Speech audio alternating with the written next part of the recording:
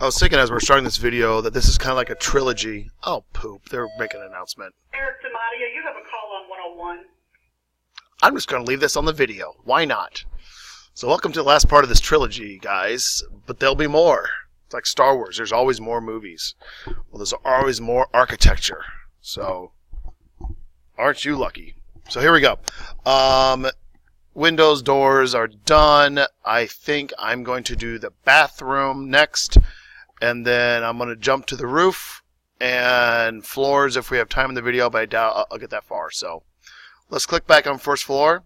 You should have this beautiful layout so far. Brings a tear to my eye.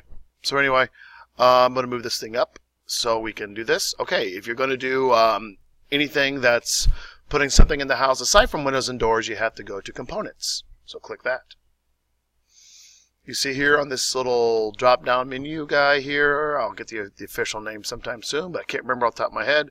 You'll see there's a bathtub and there's a toilet. So watch this. Bathtubs are 5 feet long, just like I promised you. You have to put them along a wall. If you put them in the middle of the floor, they don't like that. It only wants walls. So I'm going to go like this. And if you want to do this official, actually, these would go back to back.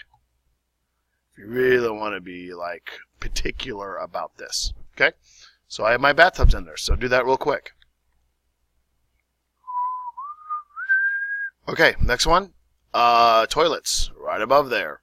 Spacebar to rotate. These go next to the bathtubs. Okay, there we go. That was easy. Okay, well, hang on. That was easy. There we go. We got the easy button going on here now. All right, you need sinks because you're supposed to wash your hands after you use a bathroom. Yeah, you don't. Not all the time. Be honest. Okay. But those are located in a little bit of a different location if you want to do this the easy way. So, click on Component, then go to Load Family. Okay. You're going to go down to Plumbing. Okay. Two different folders, Architecture and MEP. We're going to click on the MEP folder, and we're going to go Fixtures. Go down to Fixtures. There's a Lavatories. You're going to choose the lavatory vanity. Press open. And you can put a double here if you want to. That's fine. I'll show you how to make it bigger here in a little bit. But you're welcome to do that. And we need some right here also. Now, if you want to adjust yours, let's say you want it to be longer, because you got a little space right here. What you have to do is you click on this and you click Edit Type. Now I believe once you change one, it's going to change them all.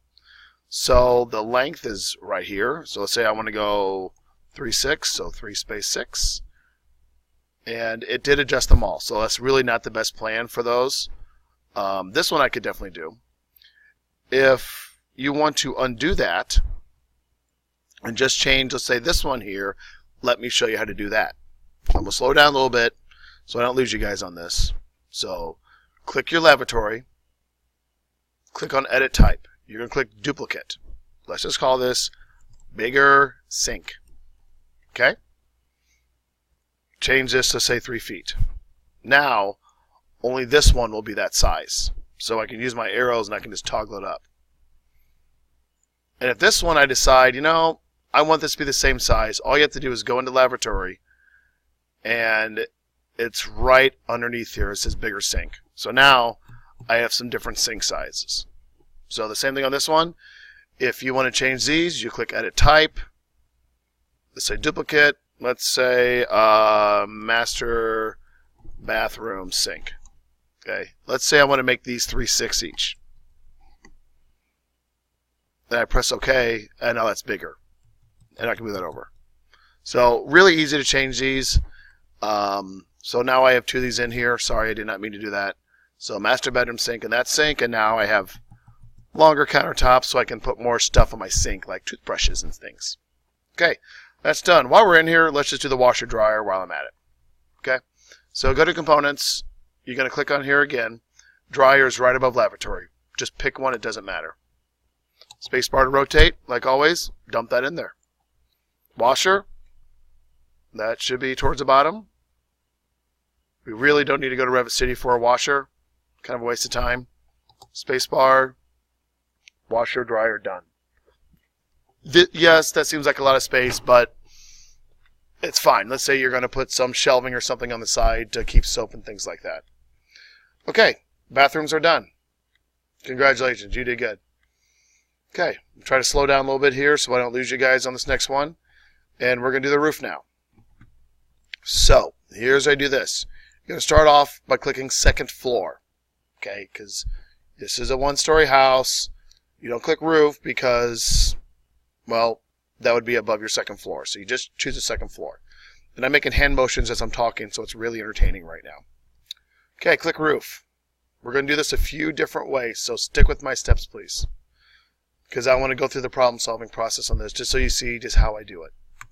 So change it to one of the asphalt shingles. I don't care which one. I'm just going to choose the 8-inch. Then start clicking around on all of your walls. If you cannot click, hit this little pick walls thing right here.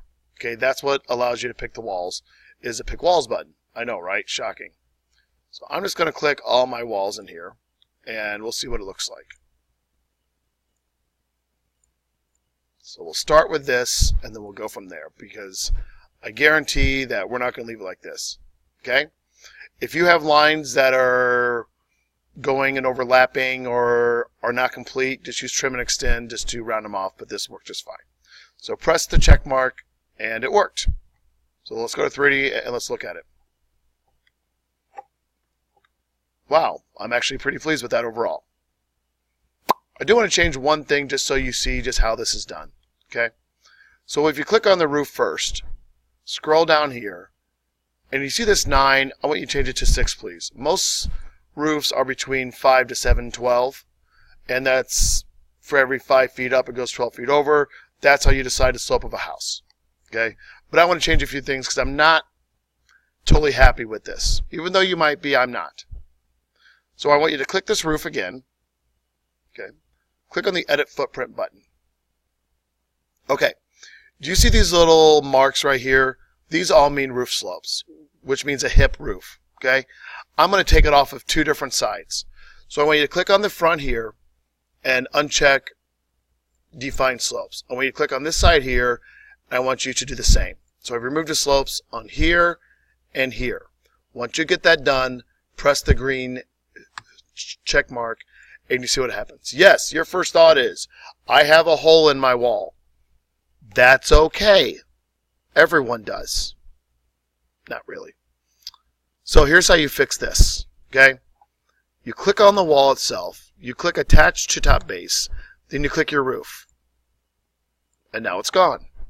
Now one little thing sometimes happens in this, but it looks like I didn't. Sometimes you have a little gap right there, and you may have to extend those up, but this time it looks like it did it just fine.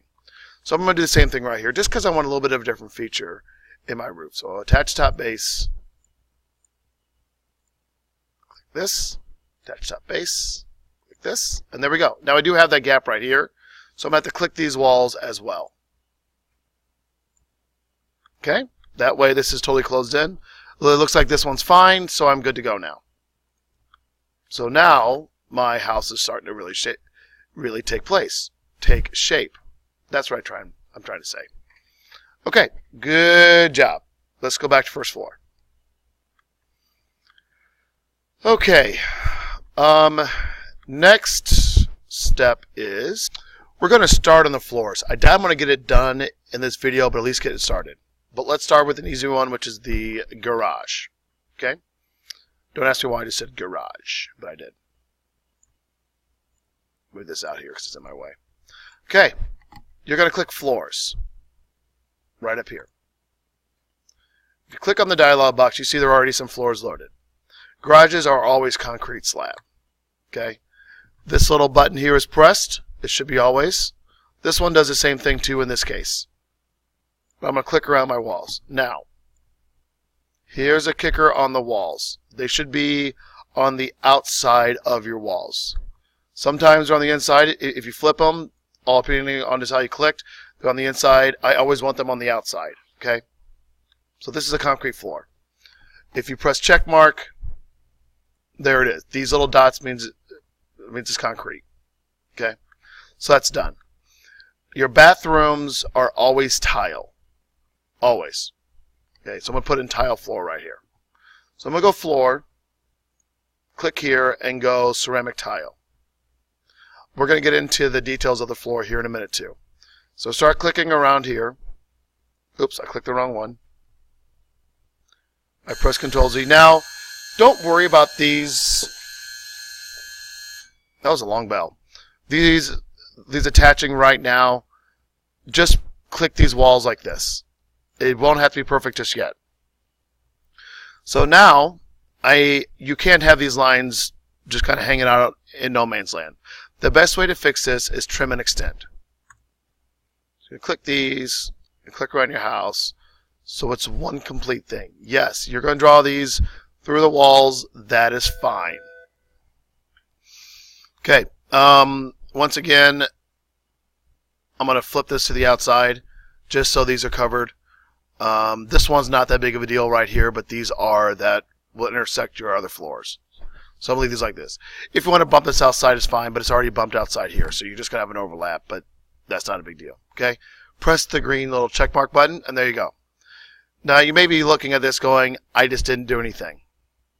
If you move down here at the bottom of your screen, you can go realistic, and you'll see that you have a pattern here.